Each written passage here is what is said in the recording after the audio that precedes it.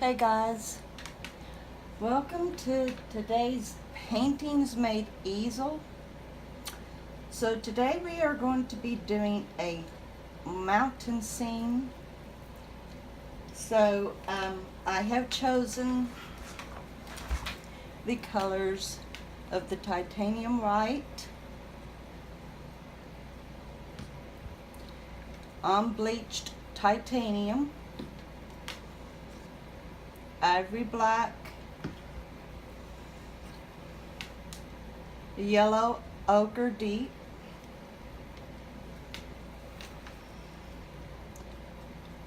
wall umber, brilliant blue,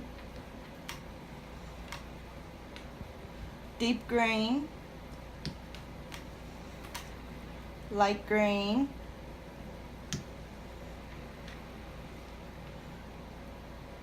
phthalo green, and sap green. These are all the colors that we're going to be using today. Let's start out with the brilliant blue and the unbleached titanium. I'm wanting to make it a light sky, but I'm not wanting it to be too light. So I'm going to be using a small painter spatula to mix the paint.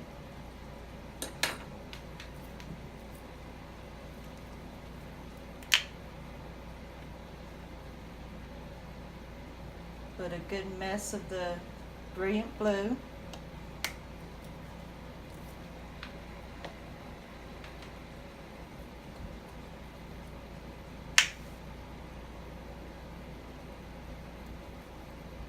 And a decent amount of the unbleached titanium.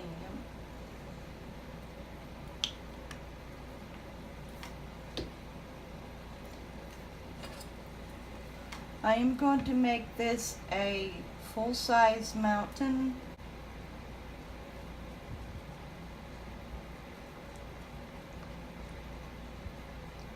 So it's going to be interesting.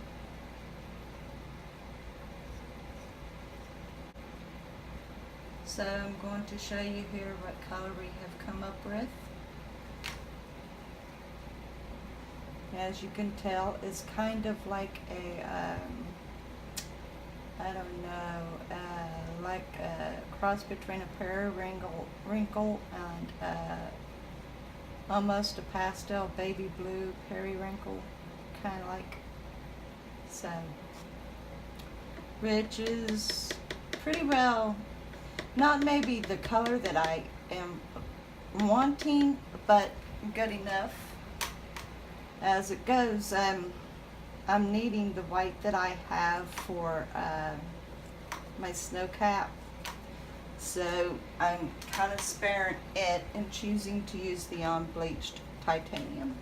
But because the mountain is going to be a very broad mountain and pretty tall, we're not going to be worrying too awful much about the sky anyway. Okay, let's go on ahead and use that sponge that I used yesterday.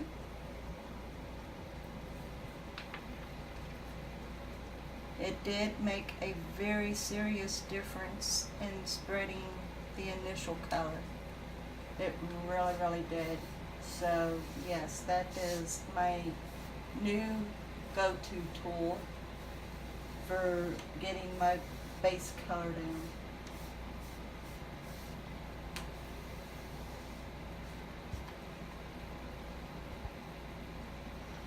down.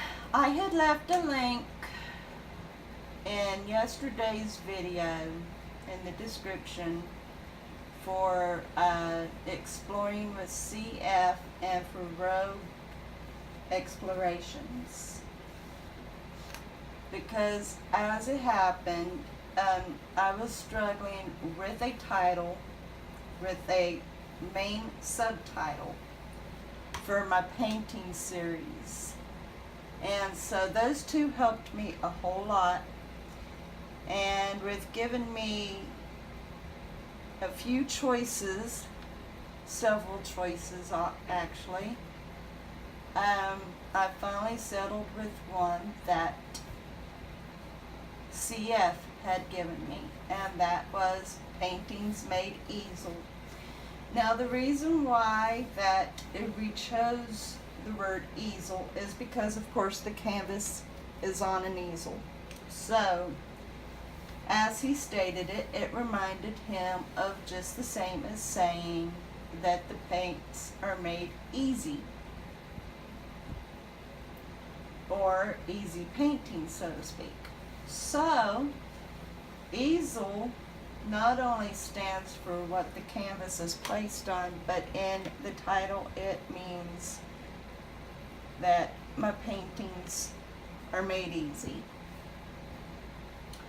They're not really anything difficult, that's for sure. I'm not necessarily a detail painter, like trying to paint physical bodies with shadows and all that, or the typical first painting of a lesson taught, the bowl of fruit, where you have to do the contrasting colors and the shadows and everything. So, mine is just me enjoying to paint and creating sceneries that I think is beautiful, and I try to imagine actually going to these places.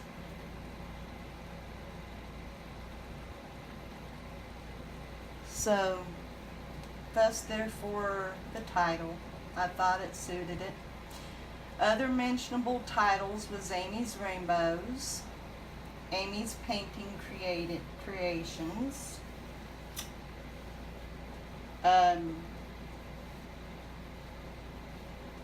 Painting with Amy, Creating the Easel Way, or Painting the Easel Way,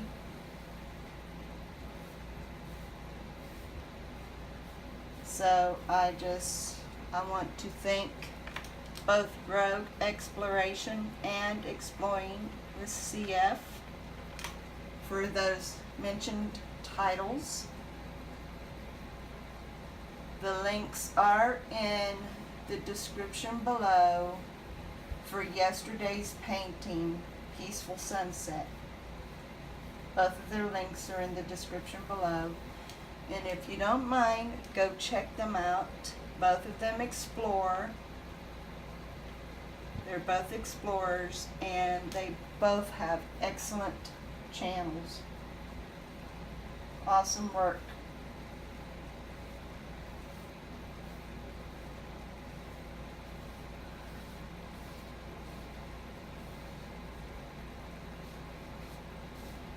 We've almost got this basic color down.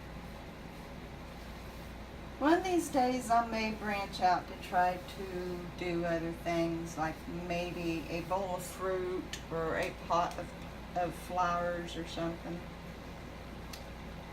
And it's not necessarily my style, but as I'd mentioned yesterday, I have painted portraits, and the way they come out I think is cartoonish. So in a way you can say they almost come out like a caricature. They're not bad. They're not perfectional, but they're not bad. If somebody else would look at them, not being biased, well, I can't tell you. I don't know, I can't tell you. My mother got to see them. They're actually hung up on my mother-in-law's wall, and my parents came in to visit, and so they got to meet my in-laws, and my mother-in-law showed off my portrait paintings to my mother, and Mom was amazed that I'd done that. But moms are biased, so don't know necessarily if I can count Mom in her opinion or not. But I would. I'm not saying that I won't, because even my mother-in-law likes my paintings. So, you know. But that's okay, so, because like I said, I enjoy painting. I honestly do. Whether or not my paintings are any good, I enjoy them. I should have removed the remnant of that paint that was on it. The paints get dried on the tips. So like, here,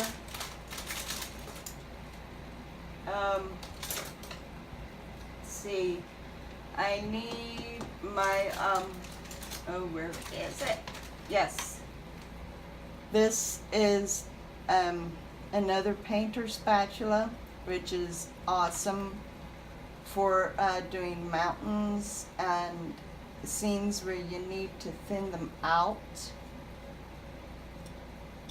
So I'm going to take the edge and I'm going to get a bead of black all along the edge, and that's going to be the start of my mountain.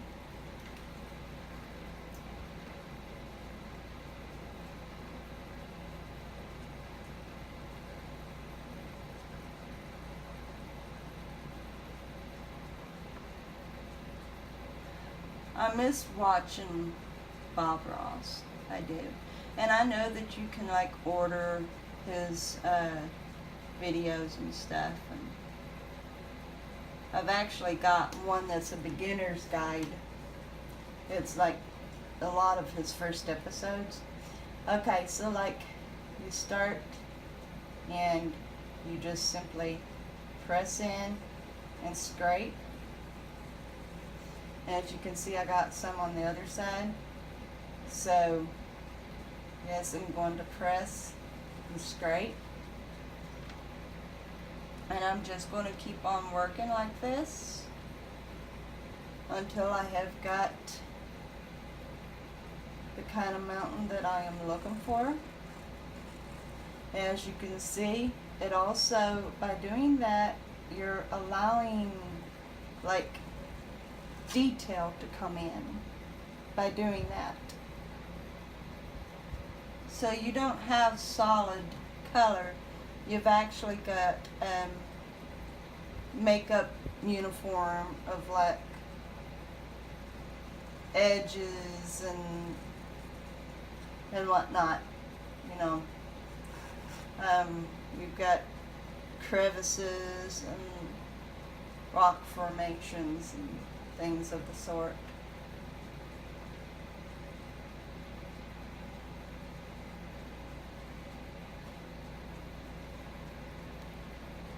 Get a little bit on this side so that I can go in the other direction.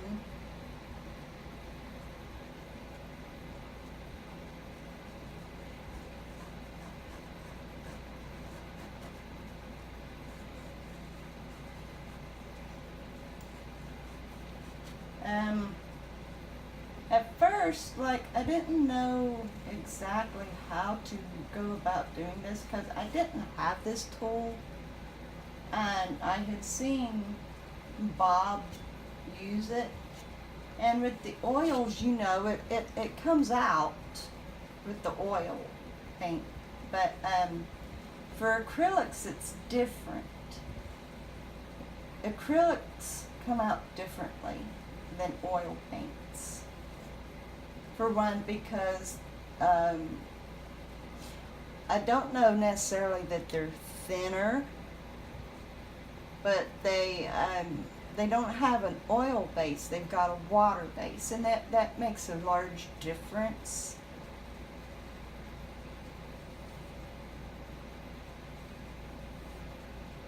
So the way that you spread acrylics is quite different, because you're having to work with a fast drying paint over an oil paint that just takes a while to dry.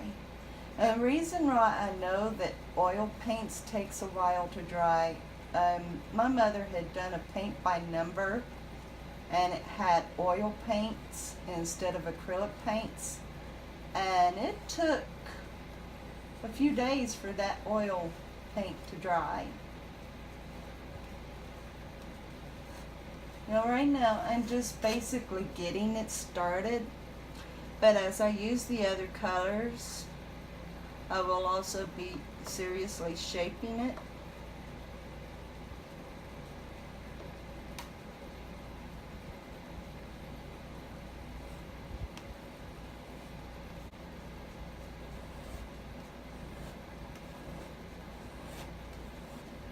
Now, as you can see, there's all kinds of crevices and shapes in this old mountain, and I don't even have the other colors in it yet.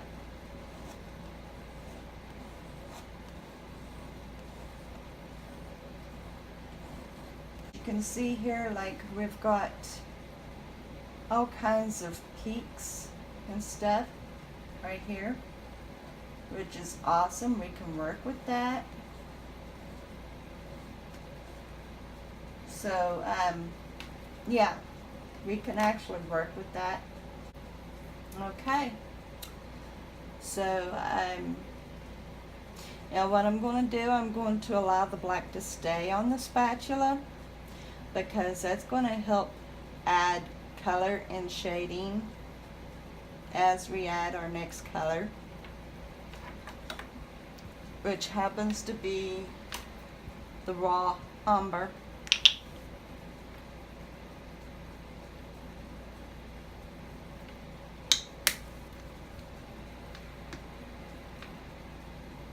This is where the magic really starts to begin. When you start adding color, you really start seeing it. You start seeing your work coming out. So let's start over here, and we're just going to press down and spread.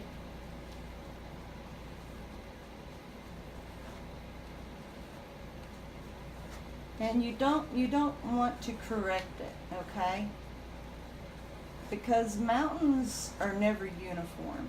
They're never uniform. Mountains aren't. They're always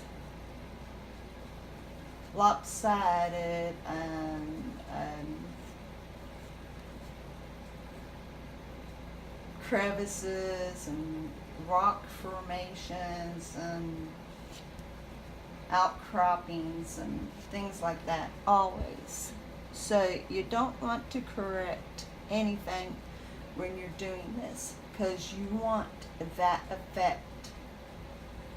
You want it to look rocky and challenging. So don't try to correct it, you just let it go. Just let it go.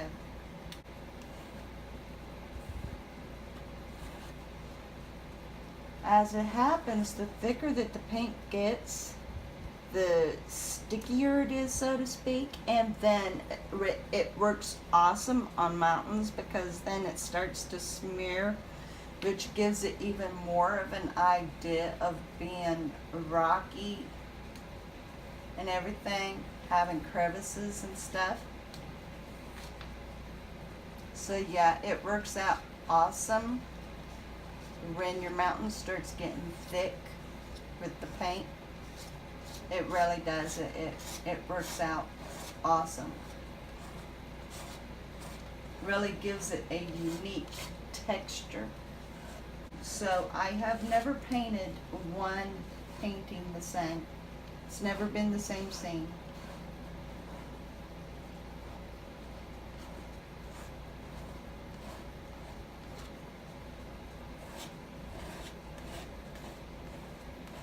Now the way that this is looking, it's actually giving it the effect that like the sun is behind the mountain, so that it's shadowed. But as we put more color in, you'll actually see that it's not so much the case, because we use lighter colors to add highlighted areas.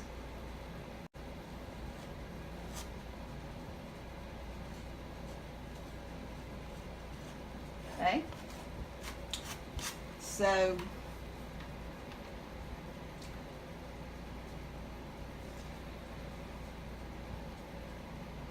we'll add a little bit more umber to this right here. There we go. It always makes a difference where you throw your color and everything.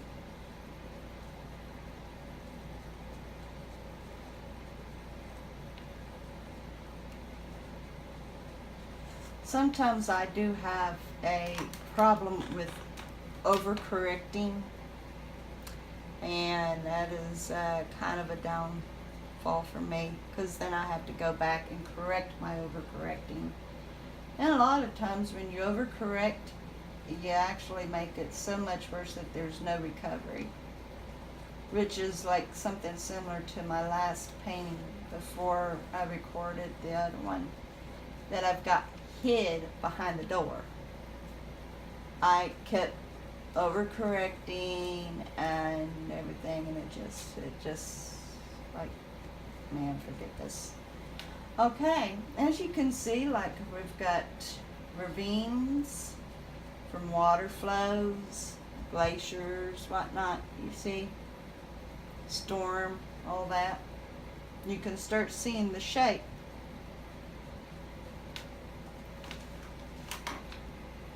Okay, now we're going to take some of the unbleached right here. Well, nope, I was wanting to use the yellow ochre. So let's get a little bit of that. This is going to start highlighting more of the mountain. So let's get some onto the edge.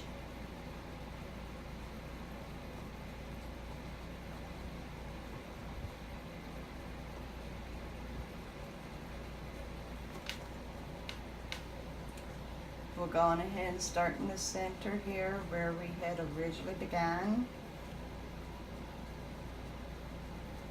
Go. We'll kind of go over this way.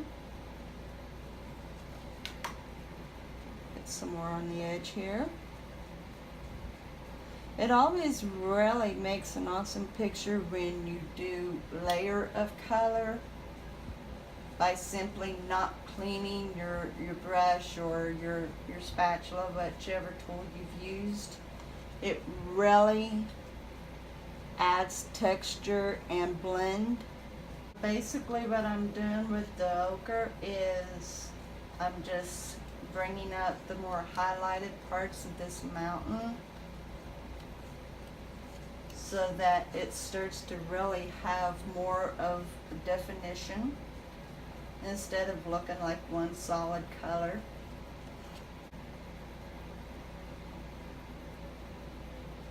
Now for now we're just kind of going into one direction with it, but we are cutting as we go.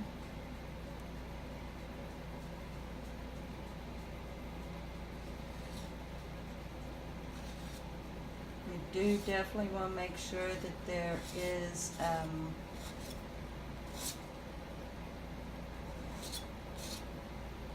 the texture of the mountain, so to speak, where waters have run off of it and storms and everything. We want that effect.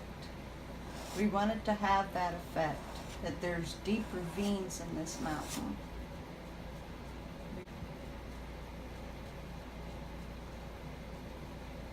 Let's try to get this a little bit less runny.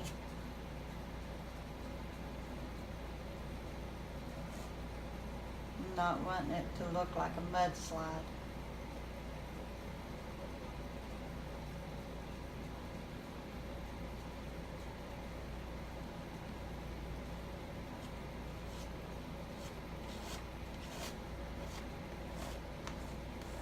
That's also the effects of like where the paint may be a little bit thinner or thicker. So yeah, kind of got a mudslide going on here. So what I'm going to have to do is actually cut a little more. Kind of do some scraping.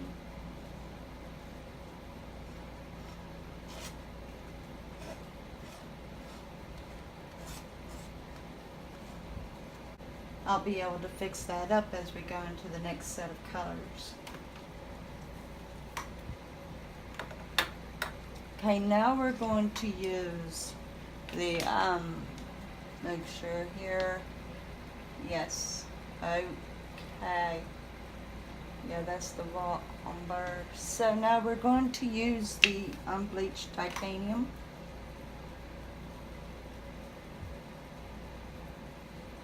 Which is going to be the start of the lower snow cap, where it's a little bit like dirtier, so to speak. It's not as clean of a snow. And once again, I did not clean my blade, so this color is going to be blending. So let's go on ahead and start over here. We're allowing this a chance to dry some. So let's go over here. And we'll go on ahead and we'll start pulling this down.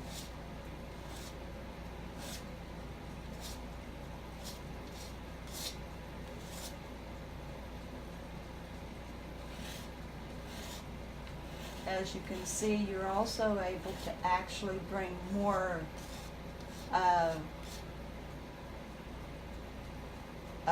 texture into the mountain, where it looks like you've got like your rock formations and your croppings.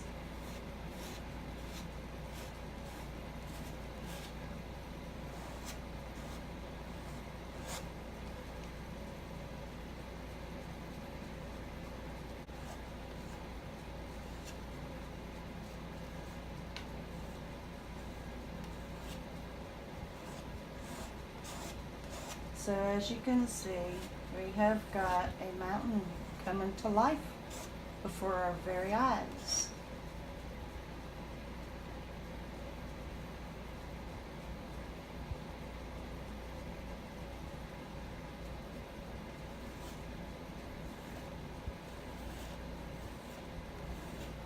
And see, we don't make the colors solid. We don't want to do that, because if we do, there is no contrasting shadows and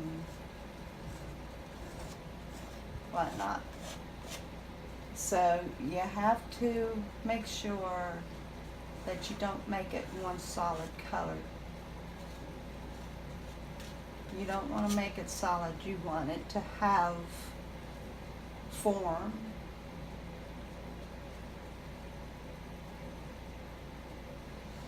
Let's add a little bit more to the top here. Yeah, there we go. Not quite. That's where I go into overcorrecting. That's where I make my mistake, because I overcorrect when I see something that I think needs help. So I'm going to add just a hint of the umber, and I'm going to put it right back up there. And then I will go back to my titanium. And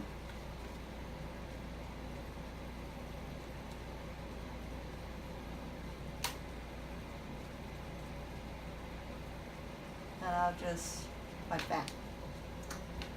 And there we go. No problem, guys. No problem.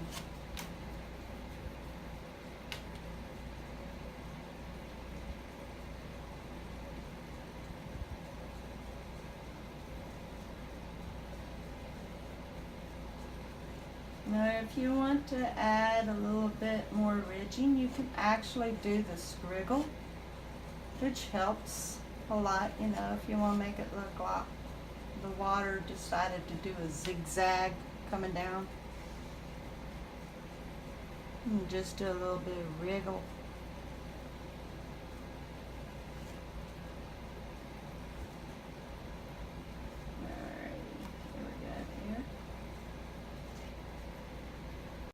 y'all. I am loving my mountain.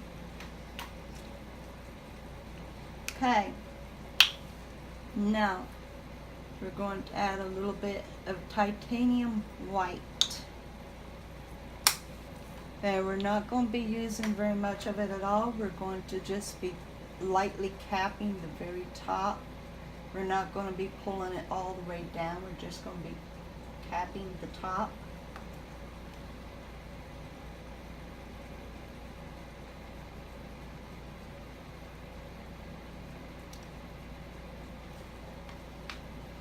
So we'll start back up here at the very center where we had started. And we'll just kind of pull it down a little. Like I said, we're not putting it all the way down. We're just capping it, like so.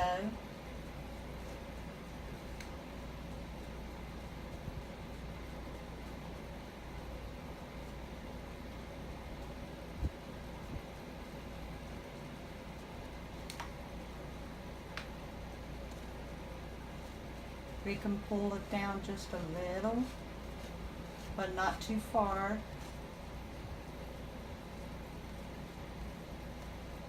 Because we don't want it to be like a straight edge. That would really mess it up if there's a straight edge. So we can pull down the edges just a bit.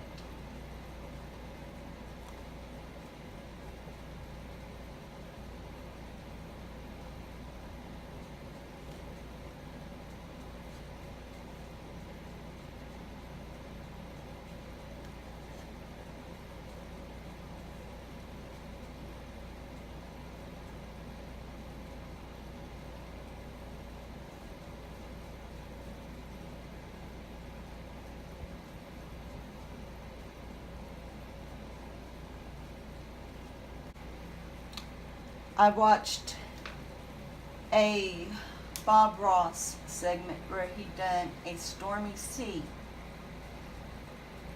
and I tried to copy it, and at first it was pathetic. I mean, I didn't even get it the way he did.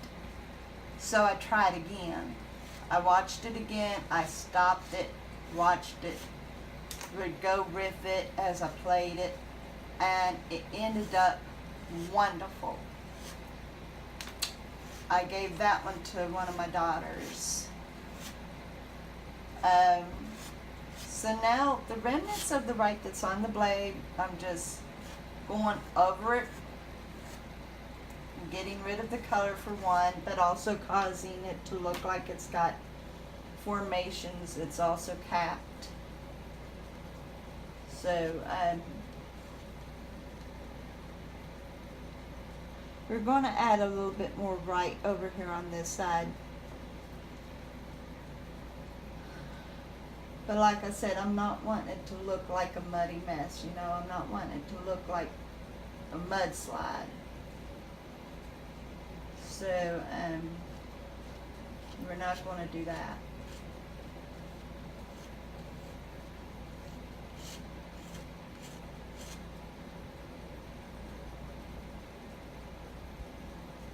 But yeah, after I was able to seriously get that storm copied right, I took off from there.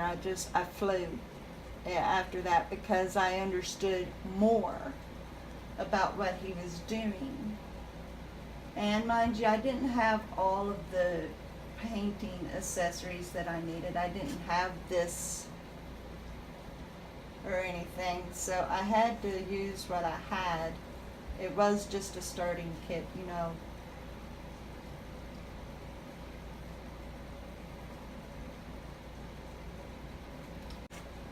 This is actually my favorite pastime, honest, because I feel like finally there's something I'm capable of doing, something that is recognizable. And it's a pleasure for me to get to do it. Okay, so now I can clean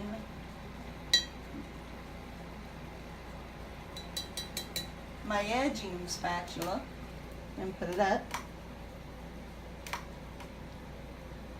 Got a lot of dried paint on it now, but got it.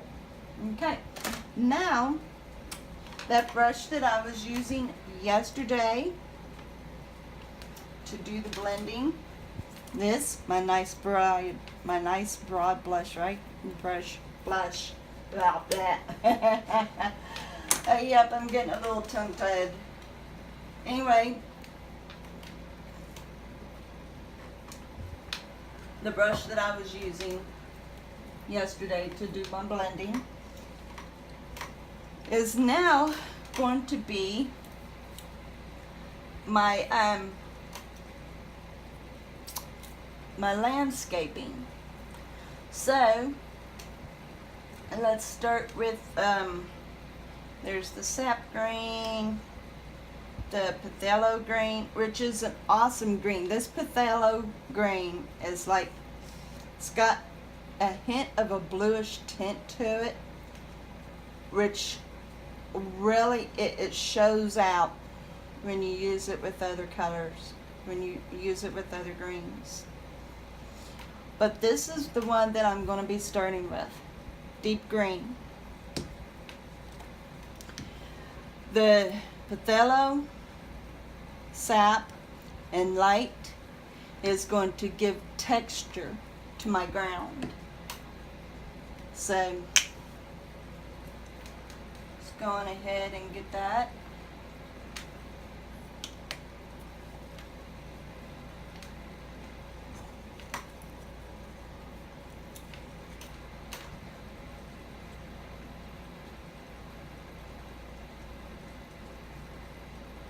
You actually want to saturate the brush. So let's get started.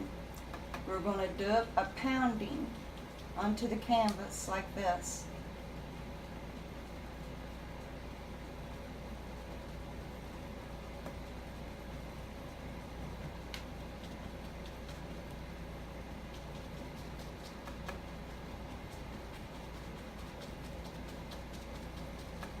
And see what it does?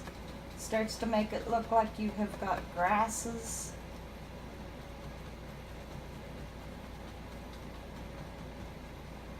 It gives it texture.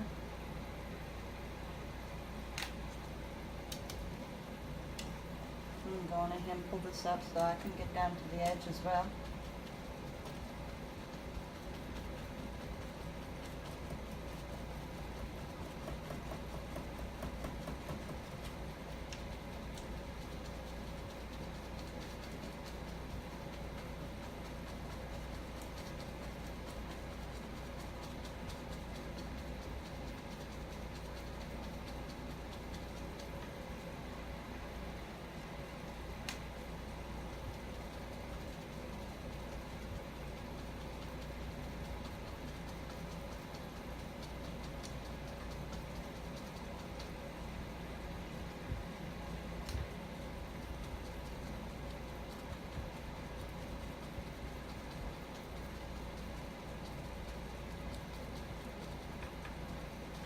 Oh, and I want you to know, if any of you would ever want to watch my videos on painting and create one also as you're doing it, feel free, okay? I would not consider that stealing. I would consider it an honor that you find my paintings fascinating enough to try to do yourself. I would love it if you would try to make a painting similar to mine. Not that I'm not bragging on my work. No way, no way. No way. But if you consider my paintings beautiful enough to try to create some yourself, or to try to copy one of my paintings, feel free to. And then if you like, you can like post it on YouTube. And just don't forget to please give a shout out of me so that it is given credit. But you know that, like, more or less you're doing it in honor of me. But you know, I'm not telling you to do this for bragging rights. I'm not doing that. I don't operate that way. So yeah, if you feel that you would love to do one of these paintings that you watch me do, by all means, give it a shot. And then post it and let me see your work. And I would love to see how you do. And you know, your mountain would look different from mine. Your grass would look different from mine. Your water would look different from mine.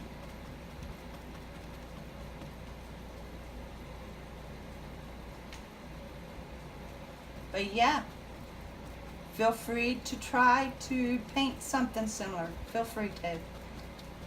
No problem. I would definitely count it as an honor. Seriously, I would. Okay, so now we're just going to kind of pull the green down out of the bottom of the mountain lake, out of the base. Just kind of pull the green down, what green you've got. Kind of pull it down.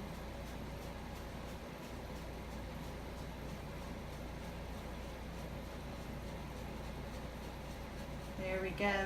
See? Okay. So now, like, you can add a base of trees to your mountain, and you have got the shadow.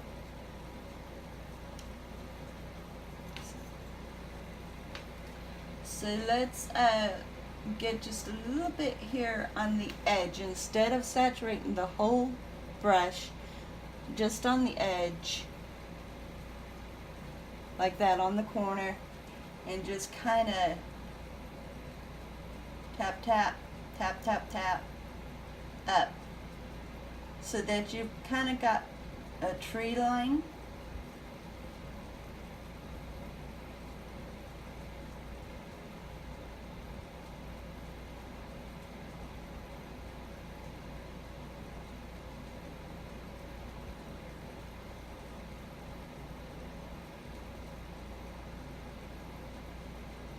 I am no painting instructor, and blah, blah, blah. I'm no painting instructor.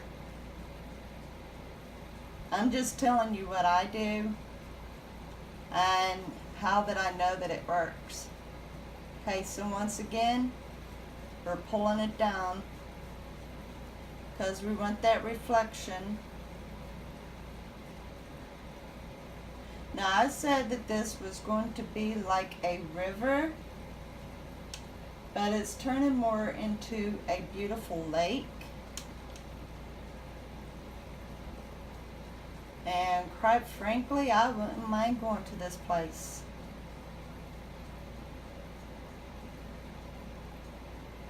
Here, a little bit more of the grassy area, like making it more of a tree line, because we're wanting it to look solid while at the same time kind of being able to see through and see the base of the mountain.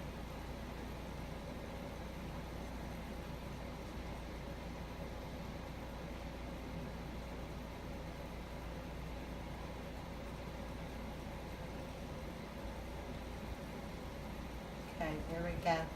Now as we go on, what we'll do is we'll go on ahead and we'll add the other colors to the top through here to give it a little bit more shading and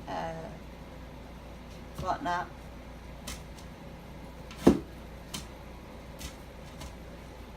Sorry about that, where I'm trying to,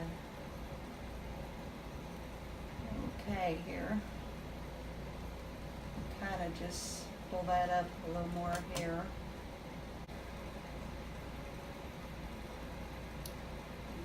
and through.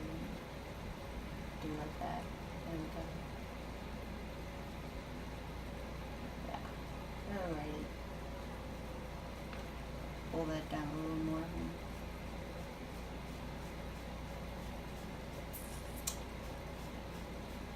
Alright.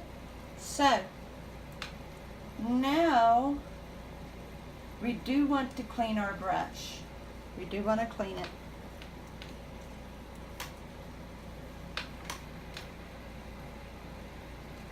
I'm going to give it a little bit more edging here.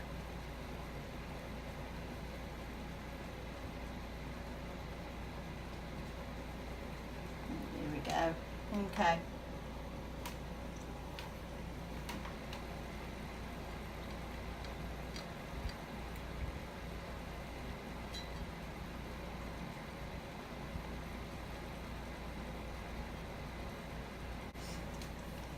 Okay, now we used the deep green, so now we're going to use the phthalo.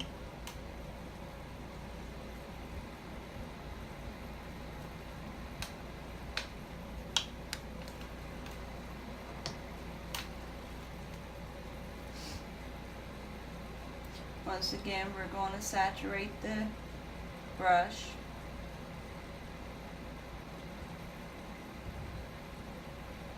About like that. We're not going to quite clump it as much as we did with the deep green. So we're going to go back over it, and we're just going to spread it around. This kind of gives you the look of higher grasses.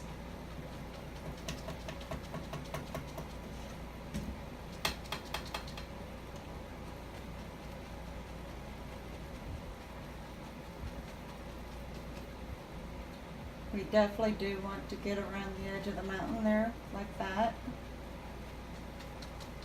But yes, that gives you the look of deeper grasses.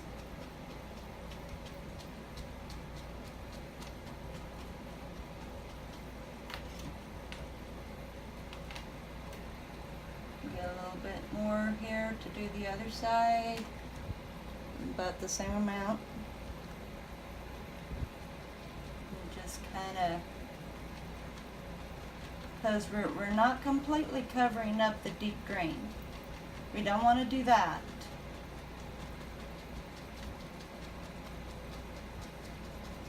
We're just kind of pulling it out here and give that effect of the higher grasses. Now let's go on ahead and use the sap. The sap is awesome. I'll tell you that right now. The sap, it brings so much more definition, so to speak, because it is so close to a pine color.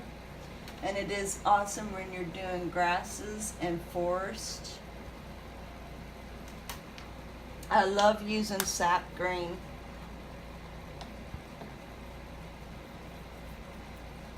And this also will give it the effect of having deeper grasses. So once again, cover up the tip of the brush, just like this. And you make sure that you've got your brush completely. Okay, so let's go on ahead and get at it. Now you see there, you have got your patch of your thick grass.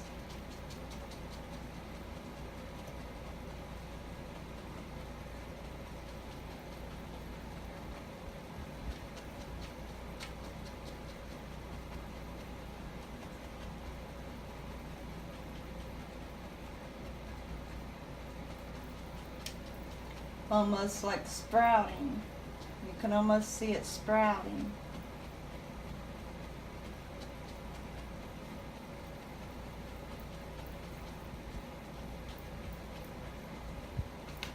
Just like so.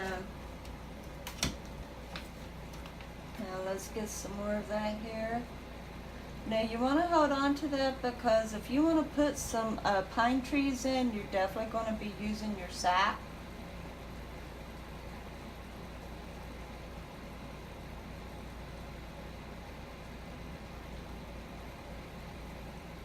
Trying to get it in there. Okay.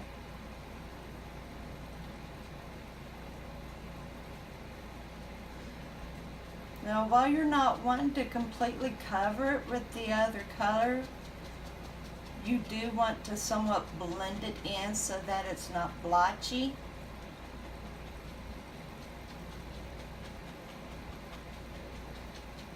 But as you can see, it does definitely bring texture. You've got the look of your tall grasses with your sap and your pothelo. It adds a texture.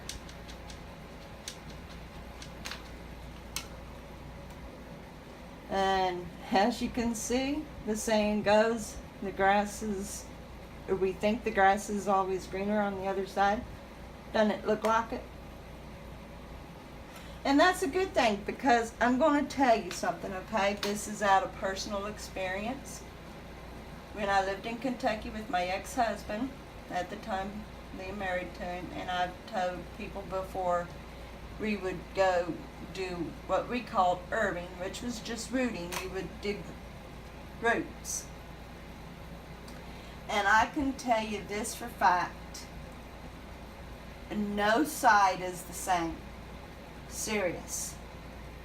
You could cross a creek, stream, river, whatever it be, and the ground, the grass, the reeds, whatever, so completely different from where you had just been.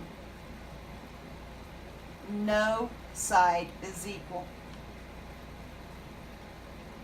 So by me not adding more of the sap green onto the other side is just plainly speaking that, yeah, there is differences, and it's got a lot to do with where the sun shines, where it comes in at, where there's more water, whatnot. Go on ahead and pull that on down in. It's got so much to do with soil, sun, water, everything. So yeah, there is a difference. Even in just a few feet, there's a difference. Without crossing a stream or anything, the land, it changes. Now I'm going to get another rough brush like the one I was just using, but it's smaller. Okay, now we're going to use the light green.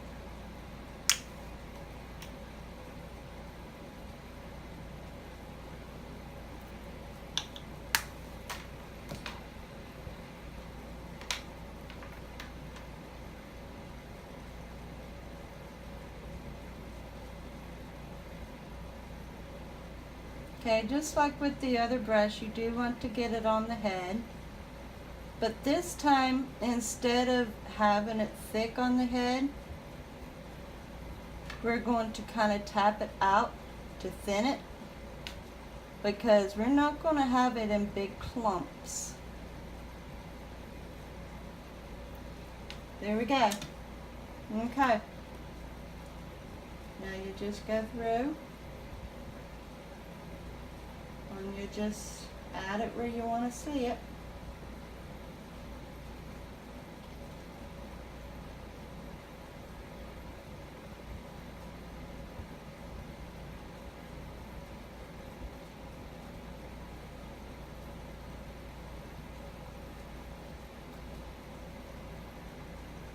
Go on ahead and take the area that you had tapped out and use that to add more to your brush tip instead of dipping into the pile. Believe me, you'll have plenty to spread there.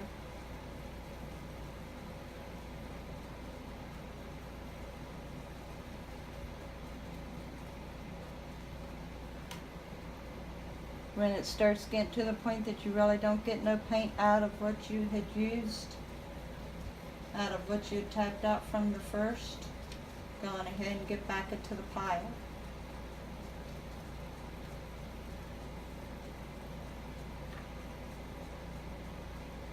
And then you repeat the first step. Get the tip of your brush saturated and then tap it out to thin it.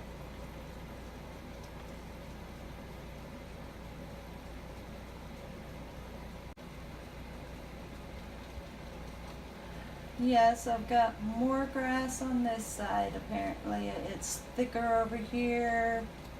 So that can kind of tell you that the sun has a tendency to kind of shine in this way more than this side. A lot of times if you work with your painting and you really try to make it like nature, you can show off which side the sun goes. You can actually make it look it. You can show it.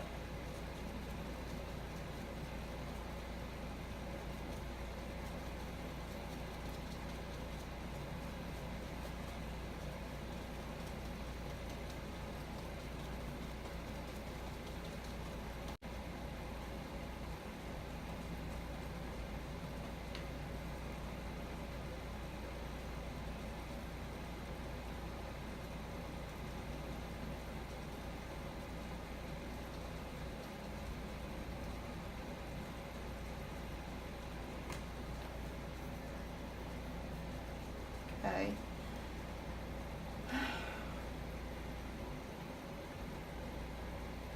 So we go on ahead and we fill in this brush with the sap green, kind of thinning it up and not too awful much. And we're going to go back over the light green and in segments and spots, like so.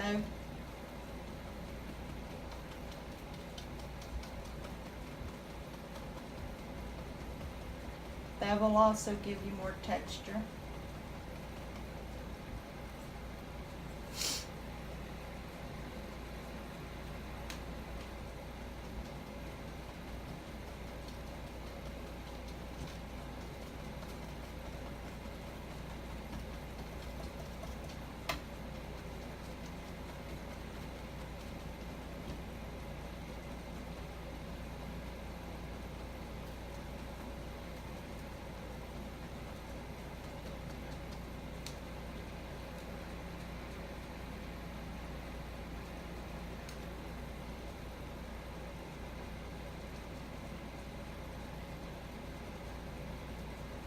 You're not entirely wanting to cover up the light green, not entirely.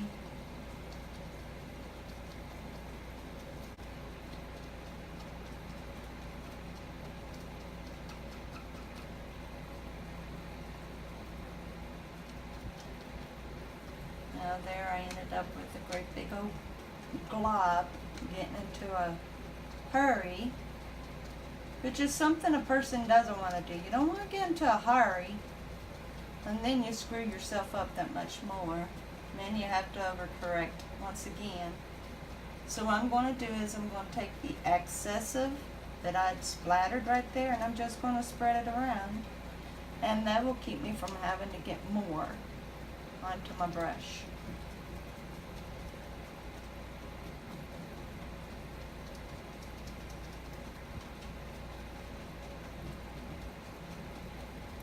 Okay, now to kind of get that a little bit more, I'm going to go on ahead and get more of the light green, and I am going to barely get it onto the tip, barely, and I'm just going to splatter it all through here very lightly, very carefully, so that it's not overbearing and then I have to overcorrect again.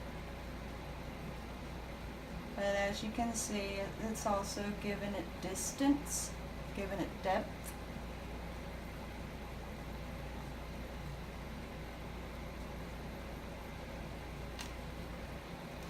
You're just going ahead and do that again. So this is giving you a sense of this being in the distance.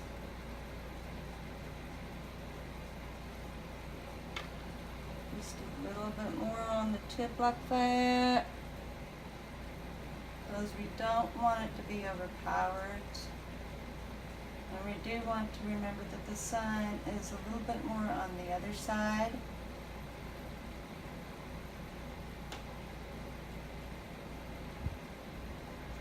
Okay.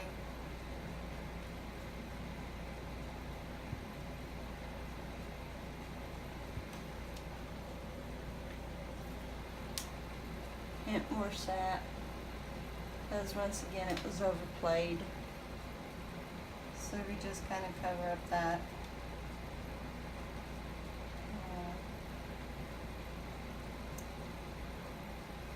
Okay, yeah, there we go. Alrighty.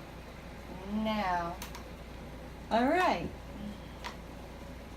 And we'll go on ahead and just pull that down again, giving it a wash shading, you know, and just the reflection over the water.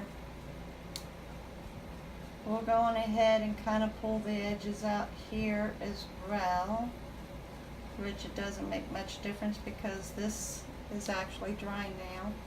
But we do want to have the sense of it actually hanging over top the water some.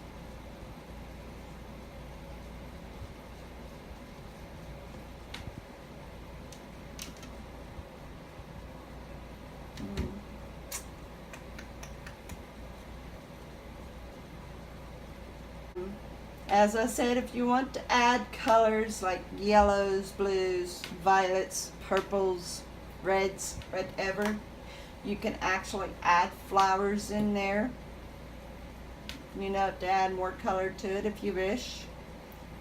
And just make it your own. And that's all there is to it. Just make it your own. And as I showed you with the small brush, to add the light green, you do the same thing with your colors. Or if you want, you can use a very tiny brush, and I'll show you here. I'll show you the little tiny brush that you can use. Hold on here. Like something like, not like that. Let's see here. Like, okay, something similar to like this. You see how small that is? And it's a soft brush. You can use that and just dab like I did with that other brush for the light green. You just dab like that, and you can add other colors, and that's it. So yeah, make it your own. Add what you want. Add a tree line to the top if you want. Just kind of similar to what I showed you with the light green. You just kind of do that. And that does it for today. I greatly appreciate you watching. And until next time on Painting Made Easel, bye.